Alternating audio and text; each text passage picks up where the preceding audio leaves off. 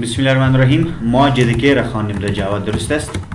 ما براتون گفته بودیم که JDK را باید شما اینستال کنین پیش از اینکه در جاوا کد کنین شما، درست است؟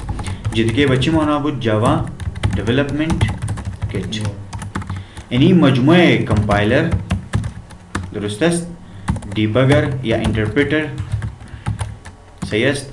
جاوا داکومنتس، صحیح است؟ و دیگه هم دیبگر. خب زیاد چیزا هستن، پروگرام های کوچک یک جا شدن، در کجا جای بجا شدن؟ در JDK جای بجا شدن، درست است؟ شما گفتم میتونیم JDK مجموعه پروگرام های هستن که از اون طریق ما میتونیم که کد جاوا را ما رن کنیم، یک چیز دیولپ کنیم. بعد از کد کردن ما یک نتیجه را به دست بیاریم، یک چیز ما دیولپ کنیم، درست است؟ خب بدون JDK شما نمیتونین کد جاوا را رن کنین، کمپایل کنین یا اینترپریت کنین. بغیر از JDK نه جاوا کار نشي کوله. So first you should install JDK and then any IDE like NetBeans, Eclipse and so on. JDK که اینستال شد بعد شما یک IDE را اینستال میکنین. IDE زیاد هستن، روزا ما بس کده بودیم بالای زو. NetBeans خود IDE جاوا است، Eclipse است and so on، زیاد هستن به همون شکل، درست؟ خب ما که JDK رو روز اینستال کردیم، حالا ما میخواستیم که یک IDE را اینستال، هم اینستال شده. ما JDK و IDE را چی کردیم؟ ما اینستال کردیم. JDK and IDE کدام بود؟ NetBeans. ما براتون دادیم برای اینستال کنین در کامپیوتر خودتان تا که بتونین کد جاوا را پیش ببرین. خب JDK که اینستال شده بخاطر تست ما چی میکردیم؟ JDK را چک میکردیم پیش از اینکه NetBeans اینستال کنیم از طریق نوتپد، درست است؟ شما میتونین کد جاوا را در نوتپد هم انتر کنین، مشکل نیست. خب کد جاوا از چی شروع میشه؟ کلاس. ببینین جاوا که است او یک یک آبجکت اورینتد زبان است، آبجکت اورینتد لنگویج، پروگرامینگ لنگویج، درست است؟ آبجکت اورینتد با چی معنی؟ یک دو خاصیت داره هر زبانی، یا پروسیجرال است و یا هم آبجکت اورینتد است. آبجکت اورینتد در پروسیجرال شما دیدین که سی است، صحیح است؟ سی چی بود؟ پروسیجرال بود. بعد از او C++ آمد. C++ آبجکت اورینتد است، پروسیجرال هم است، درست شد؟ لیکن C++ هم آبجکت اورینتد گفته میتونیم. خب 100% آبجکت اورینتد نبود. خب بعد از او جاوا که است، جاوا هم پیور 100% چیست؟ آبجکت اورینتد زبان است.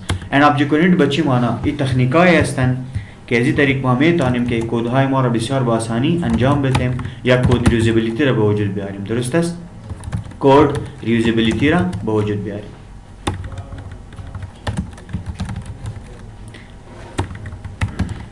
کد ریوزابیلیتی، صحیح هستند؟ این مجموعه تکنیک‌های هستند، مثلا مثال اینهریتنس، پلیمورفیزم، انکپسولیشن، ابسترکشن، صحیح است؟ تمام که یک جای کار میکنن از تکنیک‌های اینمی ما که نام گرفتیم. اگر شما از استفاده میتونید یک زبان، همون زبان ما چی میگیم؟ آبجکت اورینتد میگیم. و هدف آبجکت اورینتد چیست؟ کد ریوزابیلیتی است. کد ما بسیار آسان میشه و از تکرارم جلوگیری میشه. اینجا شما یک بار یک کد انجام میتین، بار بار میتونید از استفاده کنید، درست است؟ و خاطر از او که این آبجکت اورینتد است جاوا، در جاوا که است ما از طریق کلاس و آبجکت کد شروع میکنیم، کلاس اند آبجکت، درست است؟ خب اول چیزی که ما باید اضافه کنیم، یعنی در پروگرام خود ما باید یک کلاس وجود داشته باشه، درست است؟ شما که هر پروگرام جاوا انجام بدید باید چی باشه؟ داخل یک کلاس باشه. ما پیش از اینکه یک کلاس رو بسازیم معرفی کنیم خود کیورد کلاس رو نوشته میکنیم، صحیح است؟ یاد داشته باشین که هر پروگرام جاوا داخل کلاس شما باید چی کنین؟ نوشته کنین هر کدتان. یعنی شما کلاس در داخل کلاس تمام کارا را اجرا میکنین، درست است؟ خب کلاس خود کیورد است. باز نام کلاس چی خواهد بود؟ هر چیز بوده میتونه، کوشش کنین حرف اول نام کلاس باید چی باشه؟ بزرگ باشه. به طور مثال ما برش میگم که فرست first. درست است؟ هر نامی که شما دیگر زبان ها برای وریبل داده میتونستین با یک وریبل نام شما معرفی میکردین، با امو قوانین شما میتونین که نام کلاس هم معرفی کنین. درست است؟ و کوشش کنین که هر اول نام کلاس تان بزرگ باشه. باز ببینین هر کلاس که است او بادی داره یا بلاک داره. اینو میرم ما میگیم بلاک یا بادی آف فرست کلاس. این بادی است. شما در سی پلس پلس که کار میکردین شما یک فانکشن هم داشتین، بلتین فانکشن. کدام بود؟ هر پروگرامتان یک فانکشن بود. نامش چی بود؟ مین فانکشن. درست است؟ شما یادتان رفته؟ ها؟ خب نیست. ما خب اینی ما شکی شدم شاید یادتان رفته. مین فانکشن بود نه؟ خب داخل کلاس هم باید چی باشه؟ مین فانکشن. مین فانکشن چی کار اجرا میکنه؟ بالکل اکزیکیوشن میکنه نه؟ ستارتینگ اکزیکیوشن پوینت است. یعنی کار که اجرا میشه از مین فانکشن میشه.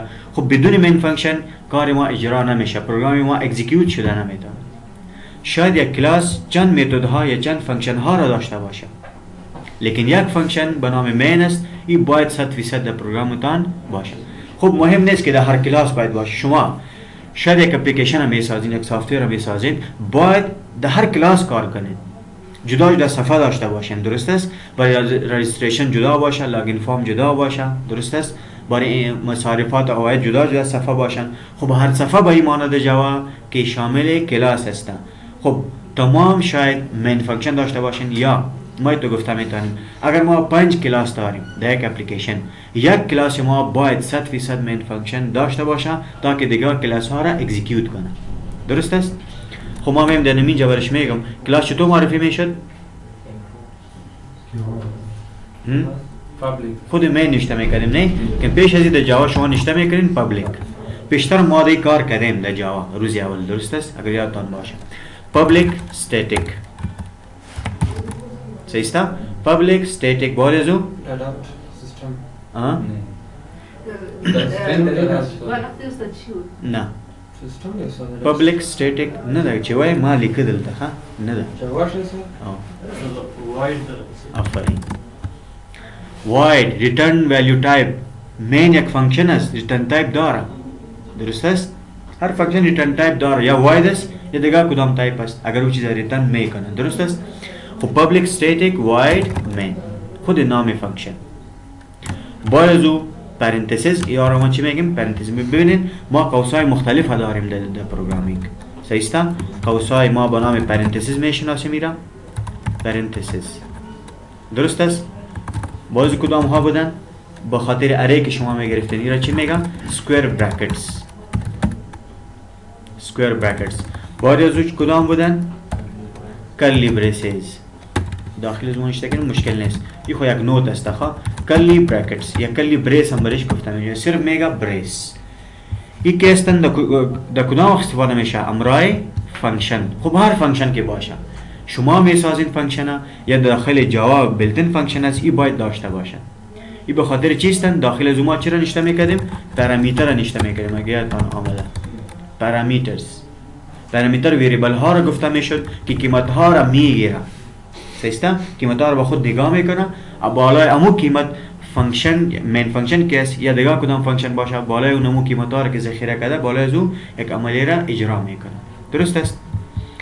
و کلی بریکرز به چی معنی؟ کلی بریکرز که است به خاطر به وجود آوردن یک بلاک یک بادی از او استفاده میشه. ببینید این خود کلاس یک بادی داره، بلاک داره. به چی معنی؟ تمام کارهایی که شما اجرا میکنین داخل بادی کلاس باید اجرا شود در یک فایل جاوا. درست است؟ ما من فانکشن در کجا اضافه کردیم؟ داخل بادی کلاس فرست. این بلاک به وجود آورده. و اینمی برکت ها که هستن ما میگیم سکویر براکتس. سکویر براکت به خاطر چی هستن؟ در کجا استفاده میشد؟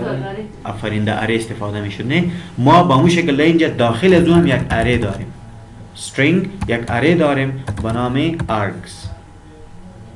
خوبی چی هستن؟ ما که در رن تایم از یوزر قیمت ها را میگیریم در آینده و تمام در کجا ذخیره میشن؟ در نمی کلاس اره args. یک اره است خواه args با معنی arguments. argument او معلومات یا معلومات دیتا را میگه که از یوزر شما میگیرین در رن تایم. یعنی داخل من فانکشن وقتی که شما در ان تایم قیمت میگیرین از چی طریق میگیرین؟ در کجا ذخیره میشه؟ در اره استرینگ. صحیح است؟ خود استرینگ کی است؟ خود استرینگ. خب دیگه زیاد تشویش نکنین. خواه اینا ما باز بسانم تشریح میکنم براتون. خود استرینگ کی است؟ این کلاس است. خواه کلاس هم است و نان پریمیتیو دیتا تایپ هم است.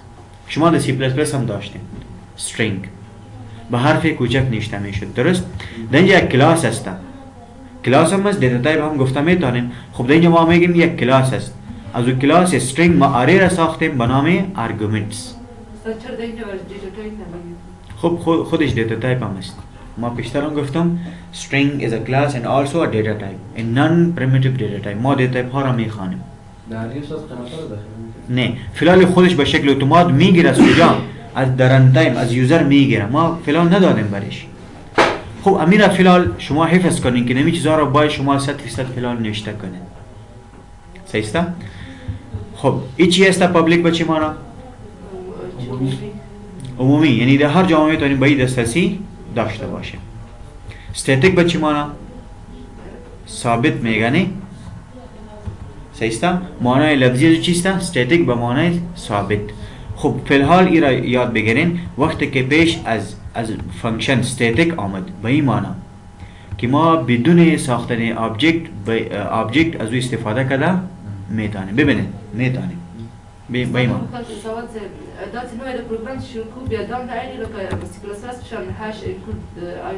نه آش اندلتا نشتا کانسپت یو ده چې من فانکشن اکزیکیوشن شروع کوي نور هغه شان نشته امپورټ یوزینګ نیم سپیس هغه نشته دلته.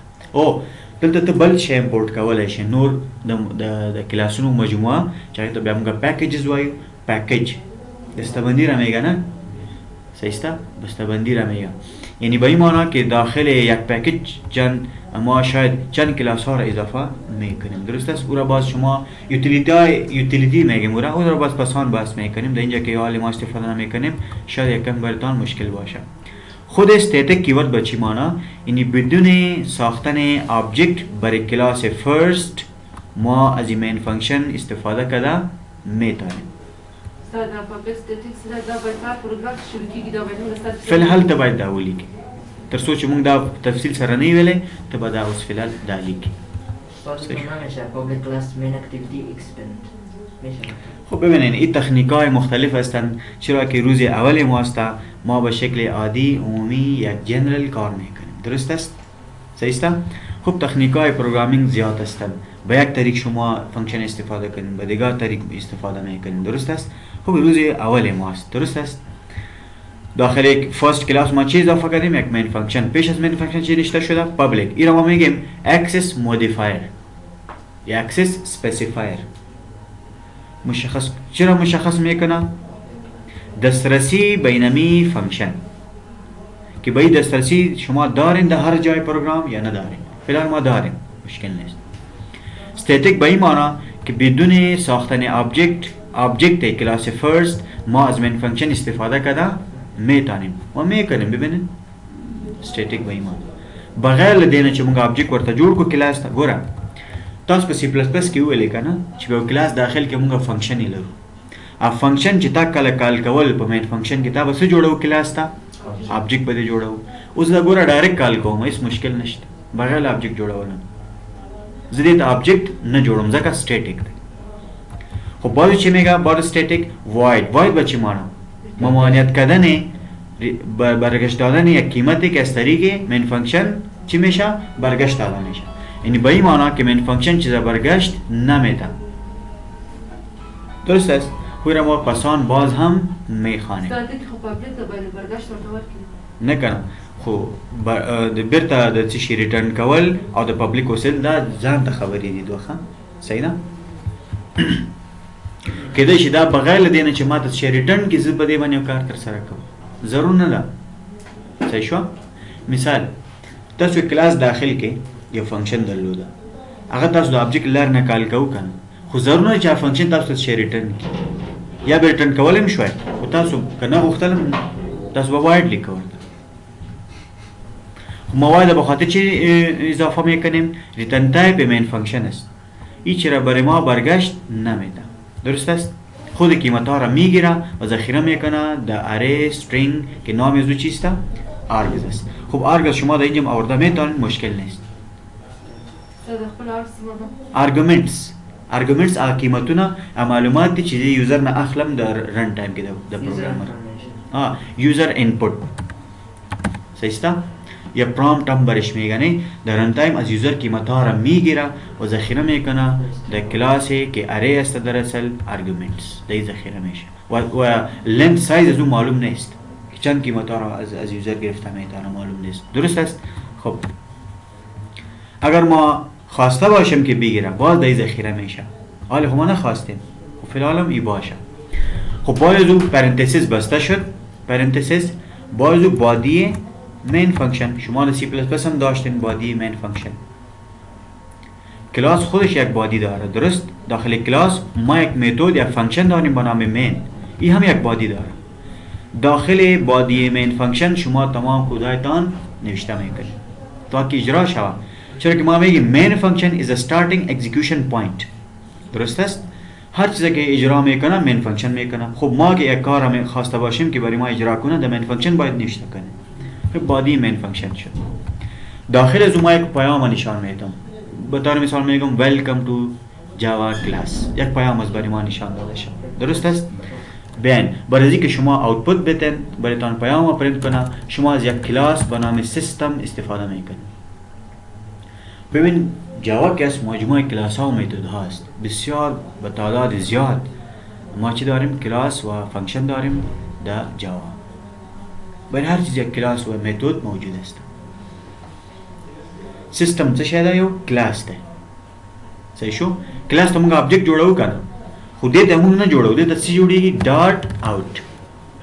ګوره نوم نه معلومیږي چې سیستم دې دا سیستم دا کمپیوټر دې ما ته څه وکړي؟ آوټپوټ دی راکړي ما ته. سیستم په یوه ځل کولی بل شي نه همدا ولیکي. دا څه ګوره ځان ته کلاسونه او فانکشن یې معلومیږي. صحیح؟ ما کلاس سیستم اضافه کردیم به خاطر سیستم که است یک آبجکت هم داره. این ردیمید است، این کلاس ها را ما نساختیم، این ردیمید تیار جور شده است. یوتیلیتی جاوا موجود است. دات اوت آبجکت است یا نماینده یا نمونه چیست؟ سیستم، کلاس سیستم. صحیح است؟ یا انستنس هم گفتم میتونستیم در سی پلاس پلاس. اول ما کلاس هم ساختیم، برای کلاس باید آبجکت باشه، بدون آبجکت شما نمیتونین که کلاس رو تطبیق کنید. خب سیستم نام کلاس است لیکن سیستم اشاره میکنه به خود کامپیوتر. درست است؟ یعنی از طریق این پروگرام با کامپیوتر ما میگیم که برای ما چی کنه؟ یک آوتپوت بده، پیام برای ما پرینت کنه. برای ما سیستم دات اوت دات داخل کلاس سیستم ما یک میتود داریم با نام پرینت یا پرینت الن. فرق نمیکنه فی الحال پرینت یا پرینت الن نشته کنه. صحیح است؟ پرینت یا پرینت الن. باید او ای هم پرانتزیس داره و آخرم سمیکالن. داخل پرانتزیس پیام نوشته کنین که شما خواستین که او را برایتان پرینت کنه. در پیغام زمون چه شده؟ کلاس فرست نه خو دې ګوره یو حرف ته یو توری ده string ده کنه، نو string موږ څه شي کې لیکو؟ آفرین ډبل کوټیشن کې. صحیح؟ سی آوټ نه بعد تاسو څه لیکل؟ دا هم لیکل کنه، هلته پرانتزیس نه ول لیکل، دې داخل کې ډبل کوټیشن سیمی کولن، هلته هم لیکو پیغام کنه. سو string به هم لیکل string message. what is string چرا میگفتن؟ string مجموعه حروف را میگفتن یا اتو گفته میتونیم که string is an array of characters، مجموعه کرکتر ها هستن، یک حرف نیست اینجا، شاید زیاد باشن. درست است؟ ما برش میگم welcome to java class.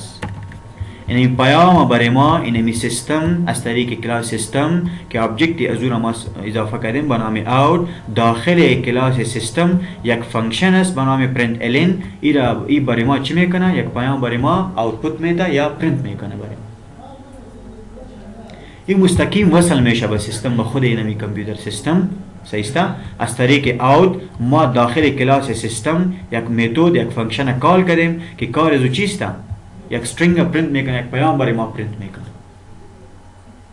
درست؟ خب بازو بادیه چی بسته شد؟ مین فانکشن. و یاد داشته باشین این خودش به چی نام یاد میشه؟ این کد ها را که ما لاین ها را نشته میکنیم میره ما چی میگیم؟ یک اصطلاح برای زو استفاده میشه نه و به سمیکالون ختم میشه. این ما چی میگیم؟ پروگرامینگ یس آفرین استیتمنت. خب این کامنت است خواه کامنت همون کامنت های در اینجا هستن. کامنت به این معنی که ما برای تشریح دادن یا برای تشریح برای آسانی که ما فهمیده باشیم که کد ما چی به خاطر چی است هدف از چی است یک کامنت اضافه کنیم یک نظر اضافه کنیم. اورش میگم که است چی هستن؟ استیتمنت ها هستن استیتمنتس. درست است؟ خب تعداد استیتمنت ها معلوم نیست که چند تا باشه.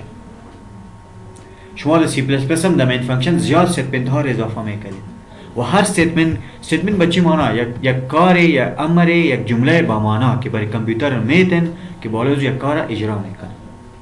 شاید یک وریبل دکلریشن باشه این خود یک استیتمنت است. درست است؟ استیتمنت همون کاری که شما برای کامپیوتر میگن امر میدین که نمی کار اجرا کن و هر استیتمنت که ختم میشه بسته میشه به چی میشه؟ با سمیکالن. یه رو میگیم سمیکالن و هم برش چی میگم؟ سمیکالن statement terminator. statement terminator terminate میکنه ختم میکنه.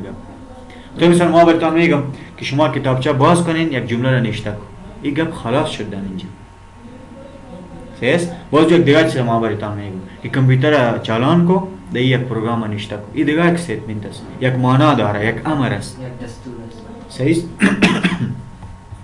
clear یعنی set of instructions است.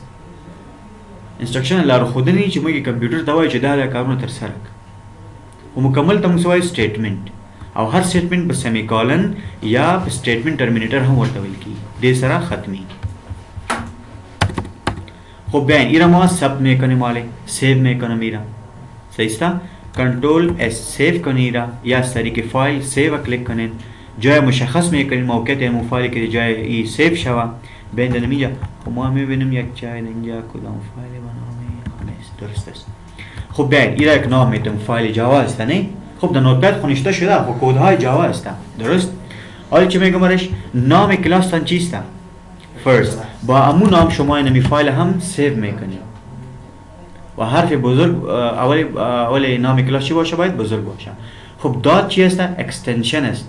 پس ون که میگه برش نه این به این معنی اینمی فرست خود نام فایل است کدام نام در کدام زبان نوشته شده ما برش میگم دات جاوا. اینمی فرست یک کلاس است اما خود با نام کلاس ما فایل سیو کردیم که در کدام زبان ساخته شده کد ایزو در جاوا نوشته شده کد ایزو با نام جاوا را سیو کردیم. اگر دیگر زبان ها باشن بطور مثال سی پی پی ای با معنی سی پلس پلس است سی یعنی با معنی سی است جی اس با معنی جاوا اسکریپت است پی اچ پی یعنی زبان پی اچ پی است و ما کد در چی کردیم؟ در جاوا دات جاوا. خب در کجا سیو میکنیم؟ در دسکتاپ ای را سیو کنین سیو شد این موتو سیو شد. آله ببینید نوتپد که تا کوله شیخه دا در تستینگ لپاره ده روز تازه پا نت بینز که کود کنم پس حال ما یک آیدی را انتخاب میکنیم به نام نت بینز یا اکلیپس داخل از ما کود میکنیم نه که در نوتپد صرف با خاطر عزیز تا که ما جدیکه را چک کنیم که آیا کمپایلر اینستال شده یا خیر. صحیح است. جدیکه خود جدا یک سافتویر بود نه مجموعه پروگرام ها بود.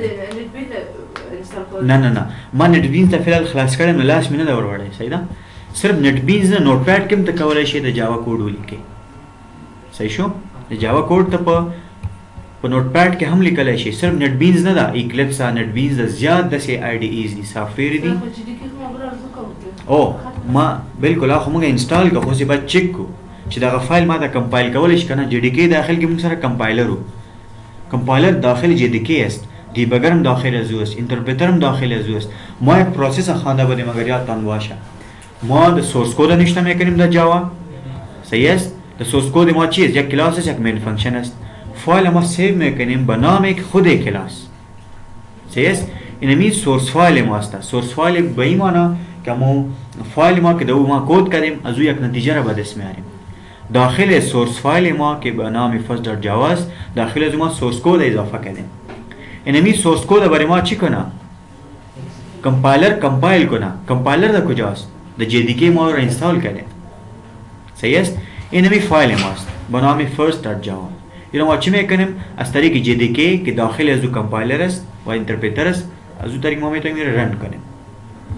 خب بین از طریق آیا ما کدام IDE نداریم که رن کنیم؟ بین فعلا ما چی میکنیم؟ CMD را باز میکنیم. run و CMD command prompt.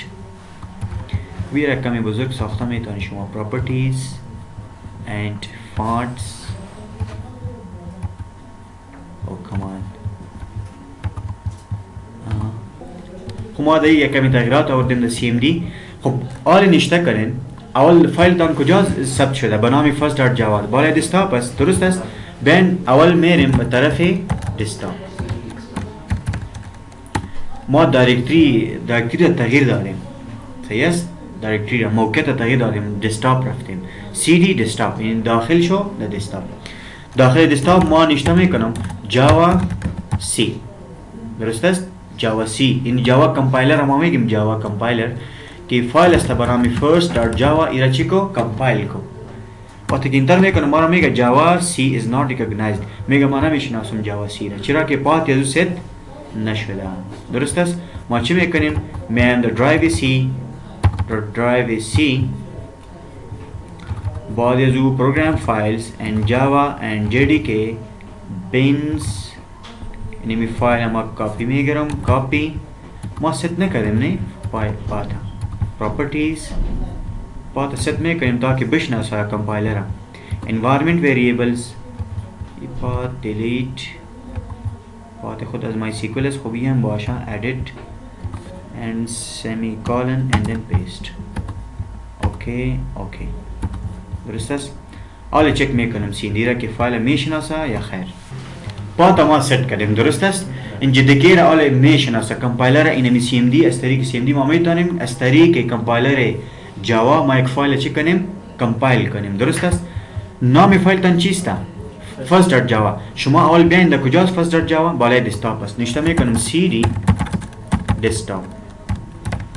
انتر در دسکتاپ داخل شد. حالا برش میگم جاوا سی به جاوا کمپایلر میگم فایل است به نام first.java ایرا چی کو کمپایل کو کنیم. ببینید امو پروسس در ذهن تان بیارین ها که جاوا چطور کمپایلیشن میکنه.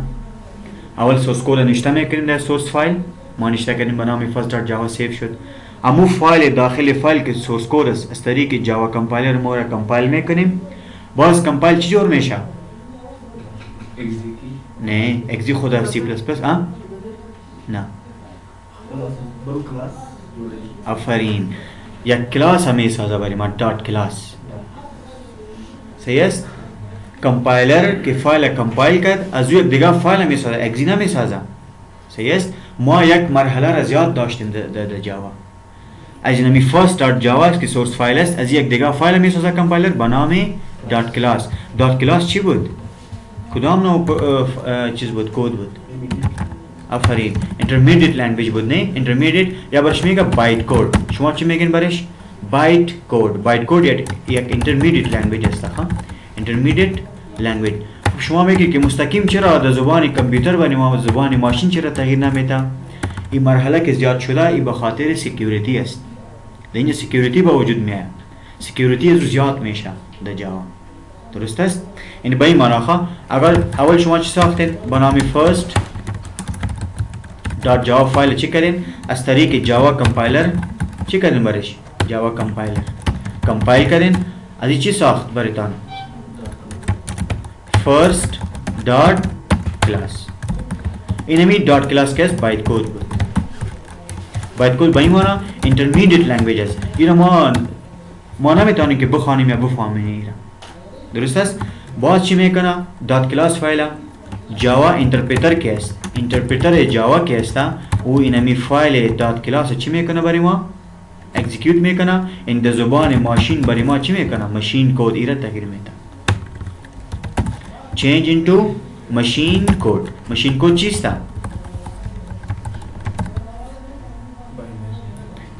صحیح است؟ بالازو ما را اکزیکیوت میکنیم و برای ما نتیجه را نشان میده. این پروسس در ذهنتان بیارین، درست است؟ خب اول ما میایم از طریق کمپایلر جاوا کمپایلر چی میگیم؟ first.java جاوا سی را میگیم جاوا کمپایلر first.java را کمپایل کو. صحیح است؟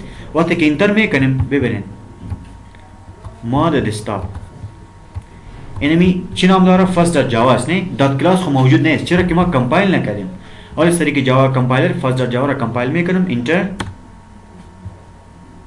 چی آمد اینجا فرست دات کلاس یعنی نمی سورس فایل ما بود نمی کد نشته کردیم ببینید کمپایلر کی نمی فایل فرست دات جاوا را کمپایل کرد برای ما فرست دات جاوا کلاس ساخت میبینیم داخل فرست دات کلاس چی است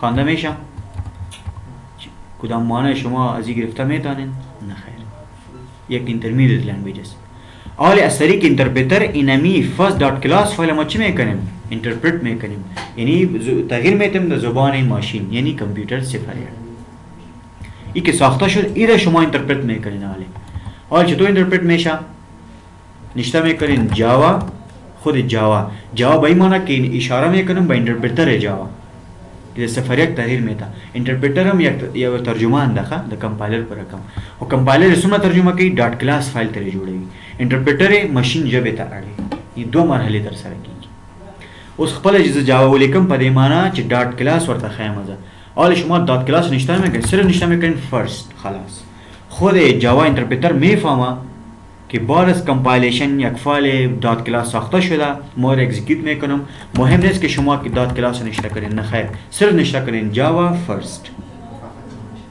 کمپایلر برزی آماده ساخته فایل فرست یعنی جاوا فرست انتر کنید تغییر میده صفر یک پس برایتان جواب داد ویلکم تو جاوا کلاس so it means the JDK is working correctly. We have installed correctly JDK and JDK is the combination of word compiler, debugger, interpreter, Java documents and so on. So yes, اینمو تو چک شد اینمی خب آله بیاین ما بعد از او شاید کد نکنیم در نوتپد پلس پلس یا در نوتپد خود یک IDE است به نام NetBeans در NetBeans کار میکنیم خب زیاد نفرا میگن شما در اکلیپس کار کنیم ما چی میگم خوب است که شما در آینده اگر به شکل پروژه‌ای کار میکنین در جاوا شما بلد میشین به NetBeans خب فرق نمیکنه در کد درست است خوب است که در NetBeans کار کنین اگر NetBeans یک کمی هیوی است صحیح است لودینگ از زیاد وقت میگیره یک کمی سلو هم میشه خوب است که شما در این کار کنین مشکل نیست خب باید JDK اینستال باشه یو شاید خو NetBeans بیا موږ های لیول باندې استعمالول شو کله چې موږ های لیول پروجیکټ کوو لکه گرافیک کارونه په دې کې ډېر اسانه کیږي بیا موږ دا انسټال صحیح شو خب انمی که ما IDE به نام NetBeans انتخاب کردیم این را باید شما انستال کنین فری است انستال کنین این را صحیح است دانلود کنین از خود افیشل وبسایت NetBeans بروین از طریق وبسایت چی هم رفته میتونن از طریق اوریکل یک کمپانی است نه که جاوا ملکیت چیست کیست کمپانی اوریکل که پیش سن بود نه صحیح است اوریکل است خود اوریکل نام کمپانی هم است خود اوریکل نام دیتابیس سیستم هم است یک اپلیکیشنی است به خاطر دیتابیس از استفاده میشه اوریکل در مثال مای SQL سرور اکسس تقریبا هر کدام تان میفهمین نه با همون شکل شما اوریکل هم دارید درست است این دانلود کنین یا در USB بیارین با یک دیگه کاپی کنین ما هم دارم برایتان میتونم این اینستال میکنین صحیح است خب بیاین در انوایرمنت از ما باز میکنم فی الحال نه جوانی میرم خیر است آخر برایتان میتونم درست است خب در اینجا متوجه باشین ما میایم NetBeans اینستال کنیم بالای NetBeans یک آیکن داره ها در پایین شاید در ریکارد برایتان نشان نده اینجا یک آیکن آمده بالای شما کلیک کنین خلاص اینه که کلیک میکنین آره تمام کلاس ها و لایبرری که در جاوا موجود هستن او را لود میکنن صحیح است اینمی NetBeans IDE 8.0 ورژن هم داره داخل از تمام چیزها موجود هستند درست است کلاس های کد هایی که به خاطر هر کد به خاطر اکزیکیوشن کد هایی که شما نیاز دارین تمام در اینجا موجود هستند درست خب اینا چی هستن فعلا در اینجا شما متوجه نمیشین درست است ما چی میکنیم در اول مستقیم میایم در فایل در جاوا شما در NetBeans اول یک پروژکت باید بسازین داخل پروژکت شاید زیاد پکیجز باشه و در هر پکیج شاید چندین کلاس باشه صحیح است. ما در یک پروژکت چندین پکیج داریم. پکیج بسته‌بندی نمیگه نه، پکیج هر چیزی یک پکیج داره، بسته داره. داخل از او ما زیاد تعدادهای شاید پکیجز داشته باشیم. پروژکت داریم، داخل پروژکت پکیج داریم، داخل پکیج چندین کلاس داریم. درست است؟ با چند نوع کلاس ها هستند او را باز پسان بخیر میخوانیم. اول بیاین نیو پروژکت بگیریم، یا کنترل شیفت این پرس کنین، اینمی پروژه برایتان ساخته میشه. چی میگه برایتان؟ میگه چوز پروژکت. کدام نوع پروژکت شما میسازین. ببینین جاوا چند ادیشن داشت؟ 3 ادیشن داشت. کدام ها بودن؟ SE EE ME یعنی می. صحیح است؟ آیا براتون همون چیزا میگه شما چرا میخواستین که اینجا اجرا کنین؟ ببینید HTML هم شما نشته کرده میتونین. جاوا EE جاوا وب یا جاوا خود جاوا PHP C++ میتونین. با این معنی که در نتبینز شما اینمی پروگرامینگ لنگویجز هم استفاده کرده میتونین، مشکل نیست. درست است؟ این ما براتون گفتم که هر زبان شاید دیگه ایده هم از استفاده شود، نوشته شود کد. نتبینز که تکوله شی در دف په ځای باندې C++ دلته ولیکه. صحیح ده؟ خب حالا براتون چی میگه؟ در جاوا بیاین باز براتون چی میگه جاوا اپلیکیشن هم میسازین. به این معنی این دسکتاپ بیس اپلیکیشن است، یعنی SE است. درست است؟ اینو میرم ما انتخاب میکنم، next میرین شما. next باز براتون میگه پروژکت نیم، نام پروژه چی میمانی شما؟ شاید یونیورسیتی منیجمنت سیستم باشه، شاید نمیفهم استودنت منیجمنت سیستم باشه، اگزام سیستم باشه، اینکم اکسپنس باشه، هر چیز بوده میتونه. فرست اپلیکیشن باشه، فرست اپلیکیشن. خب در نام مشکل نیست، هر نام که باشه. درست است؟ خب فاصله نتین یک جای نشته کنه. اگر نه باز اندرسکور استفاده کنید. باز چی میگه براتون؟ میگه پروژکت لوکیشن. اول مرحله، اول استپ که ما انجام دادیم، میگه چوز پروژکت، نام پروژه را ما انتخاب کردیم. داخل همون پروژه شاید ما زیاد پکیج داشته باشیم، در هر پکیج باز کلاس داریم. یعنی فایل جاوا را که شما میسازین، در اصل فایل جاوا به چی معنی؟ یک کلاس است. حالا میگه پروژکت لوکیشن در کجا ذخیره شده؟ در سی یوزر FCC داکیومنتس نتبینز پروژکتس. جایی که نتبینز در سی درایو اینستال شده، در همینجا پروژه را هم شما ثبت میکنید. موقع تزور انتخاب کنید. اگر موقع دلخواهتان چیز میکنید انتخاب میکنید، میتونید در براوز بیاین یک موقع انتخاب کنید، در کدام درایو باشه، در دسکتاپ باشه، در هر جا که باشه. و به شکل نرمال، به شکل از دیفالت در کجا ذخیره میشه؟ در خود سی یوزر در نتبینز پروژکتس. باز چی میگه؟ پروژکت فولدر. خود ببینید یا خود موقع پروژه شد نه و یک فولدر هم براتون میسازه با نام همون پروژه که شما در اینجا نشته کردین، با نام فرست اپلیکیشن. ببینید فرست اپلیکیشن این هم امی موقع است. خود داخل از او باز در نتبینز پروژکتس. خب ببینید در نتبینز پروژکت شاید شما زیاد پروژه را کار کنید، یک پروژه نه زیاد پروژه زیاد باشه. هر پروژه که است جدا یک فولدر جدا به خود داره. درست است؟ خب باز ما چی میگم؟ ایرا ما میگم فینیش. و این اینجا یادتان نره، بسیار خوب چیزی آمده اینجا. چی میگم؟ تک مارک شده چی؟ کرییت مین کلاس. و ببینین ما بیشتر براتون گفتم یک کلاس باشه. خب در جاوا بدون کلاس شما کار کردن نمیتونن.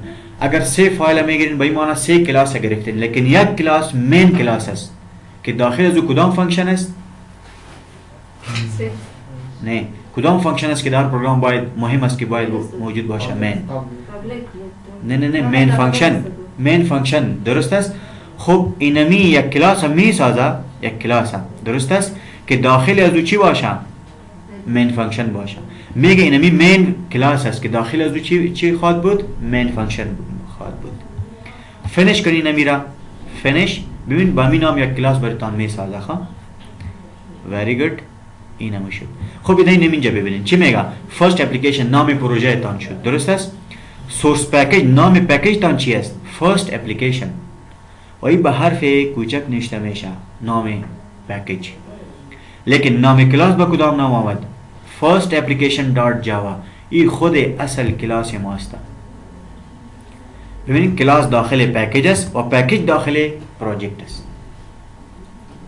و چی گفته براتون؟ یعنی فرست اپلیکیشن دات جاوا یک کلاس است، خب مین کلاس است. با این معنی ببینید این پکیج چیز است، داخل پراجکت فاست اپلیکیشن اینمی نام پکیج تان است که شما مشخص کرده بودین و اینمی پابلیک کلاس فاست اپلیکیشن این نام کلاس تان است ببینید بادی داره صحیح اینمی بادی بلاک است ما که در نوتپد کار کرده بودیم نه خود ما که نشته میکنیم کلاس فرست داخل از او چیستا یک کلاس است که داخل از او ما پابلیک استاتیک واید مین استرینگ آرگز و بادی مین فانکشن داریم به این معنی این یک کلاسی است که مین کلاسی ماست به این معنی چرا مین کلاس است داخل اینمی فایل اینمی کلاس ما مین فانکشن نداریم درست است تمام دیگر کلاس ها را شاید امی کلاس به نام فرست اپلیکیشن اکزیکیوت کنم چرا این خود در بین بادی خود چی داره مین فانکشن داره صحیح است بین این را ما کم اکزیکیوت میکنم نشته میکنم امو سیستم دات اوت دات پرنت ال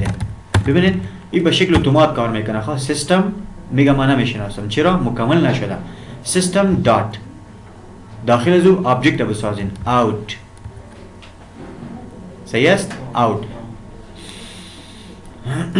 باز دات کدام فانکشن بود که بخاطر پرنت استفاده میشد کدام فانکشن بود که بخاطر پرنت استفاده میشد پرنت الن بود نه دات اوت دات پرنت ببین به شکل اتومات چندین پرنت و پرنت اف و پرنت الن آمده این را ما میگیم فانکشن اوورلودینگ صحیح است نشته کنین پرنت اینمی پرنت است پرنت تا کلیک کنین انتخاب میشه یا پرنت الن ما فی الحال پرنت انتخاب میکنم پرنت میگه آرگومنتس آلی فهمیده شد ببین ما قیمت ها را که میتیم به شکل استرینگ یا از یوزر میگیریم در کجا ذخیره میشه در اینمی اری یک پیام است ما این پیام در استرینگ نشته میکنم برش میگم که ویلکم تو جاوا کلاس یک پیام است برای ما نشان بده اور ایره از طریق باز از سیم دیر چیز کنیم جاوا سی نخیر اور این امینت بینز یک نو وصل شده همراه جدیکی یک جای کار میکنه به شکل اتومات اینمی فایل چطور رن میکنین اینمی رن است ببینید چی میگه رن پراجکت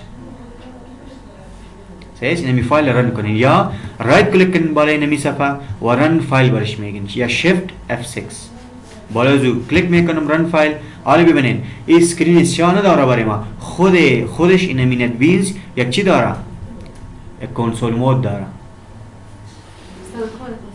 ها ام دا سپین چی تا نتیجه درکړه ویلکم ټو جاوا دا ستا ریزلټ تا دا کمپایل شو انټرپریټ شو نتیجه هم درکړه and it build by mana build should successfully and in total time the 0 ثانیه ای بریتان execute should بریتان compile should execute interpret execute کرد بریتان نتیجه را نشان داد درست است امو پروگرامی که ما در نوتپد کردیم داخل پروگرام خود ما که در نتبین نشته کردیم امو پروگرام پس اثر اجرا کردیم درست است I think it's enough for today